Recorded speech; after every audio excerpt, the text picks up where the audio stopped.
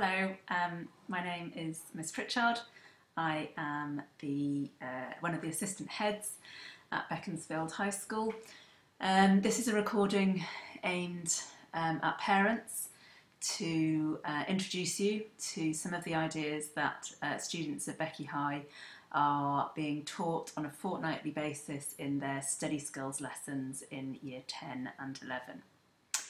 We've identified a gap in our provision through student voice, and so our study skills lessons are aimed at plugging the gap in our provision, and our aim is to help the students understand how their brain works, how memory works, give them some ideas about how to revise, strategies and techniques for revision, and allow them some time to practice these techniques.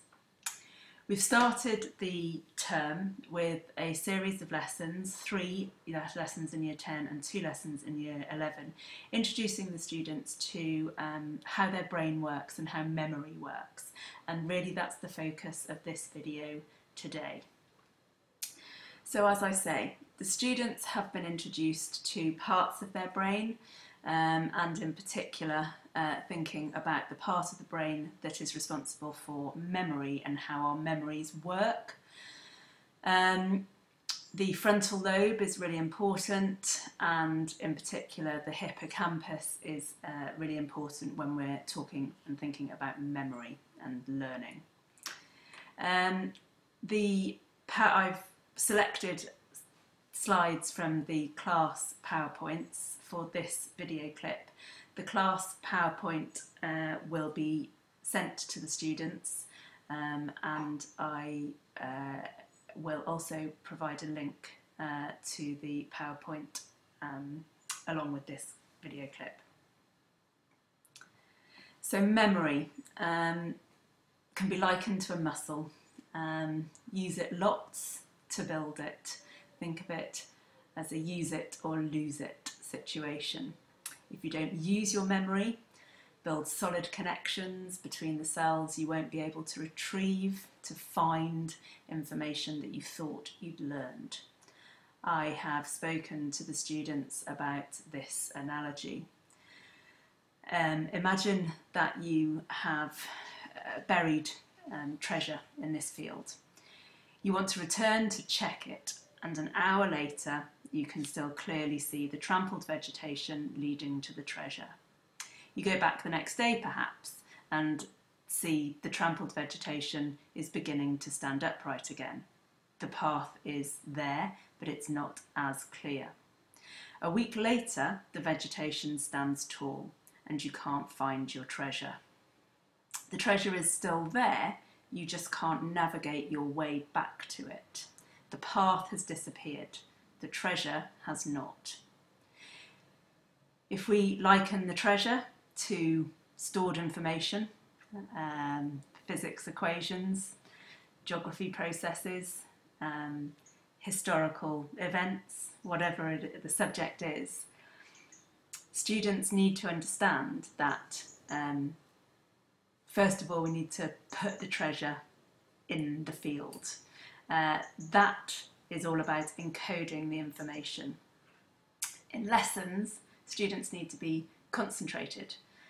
They need to be paying attention to enable them to encode the information, to bury the treasure. When they revise, they are building solid connections to be able to retrieve that information.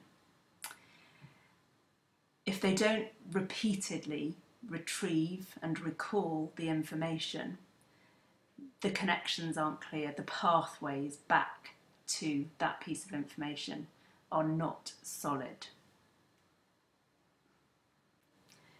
The hippocampus and frontal cortex work together to encode. The teacher teaches new information, the student needs to be paying attention. The brain registers new input and hopefully the student transfers it to long-term memory. Long-term memory appears to be infinite and indefinite. We can hold huge amounts of data To properly encode memory, you must first be paying attention, however. The more information is repeated or used, the more likely it is to end up in long-term memory or be retained. When you want to remember something, you retrieve the information on an unconscious level, bringing it back to your conscious mind. Think back to the field of crops. If you can't forget something, then either you didn't encode it properly or you can't find where you put it.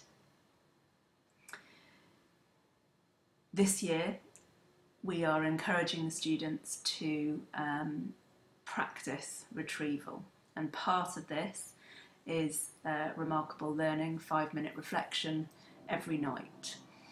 Clearly, students in year 10 and 11 need more than 5 minutes on each subject per night, but the principle stands. You learn something, you encode it, but you need to practice retrieving it to be sure that in the exam you can get hold of the information you need. I've also spoken to the students about the importance of a growth mindset. I like this video, talks a lot of sense. I think it makes it quite accessible about how practice leads to improvement. We might not all be an opera singer, we might not all be an elite athlete, but if I run more and practice running, I'm going to get better at running. If I practice the guitar more, I'm going to get better at playing the guitar. If I practice and learn repeatedly over and over my physics equations, I'm going to get better at recalling my physics equations. And that's part of having a growth mindset, is this belief that practice does lead to improvement. We can grow our brains. We talk about neuroplasticity, about how the brain changes. We can learn new things. We can make new neural connections, and repetition and practice strengthens those neural connections so that we are able to perform when we need to and access the information we need when we need to. The lessons are fairly fast-paced, and I intend to send out the PowerPoint that I use in the lessons to all of the students in year 10 and 11 at the end of the series of lessons, which will be around October half term. As I say, I will also get this out to parents so that you have the links to the clips that are shown during the lessons. The lessons aren't all about brain and memory. We do 2 in year 11 and 3 in year 10, and then we're going to move on to teaching the students different revision techniques. And the students will be given the opportunity to practice these revision techniques in class, so that when they're revising they have a range of strategies to choose from. Clearly some will appeal to them more than others, and so with a range of strategies we hope that students will have a toolbox, if you like, to choose from.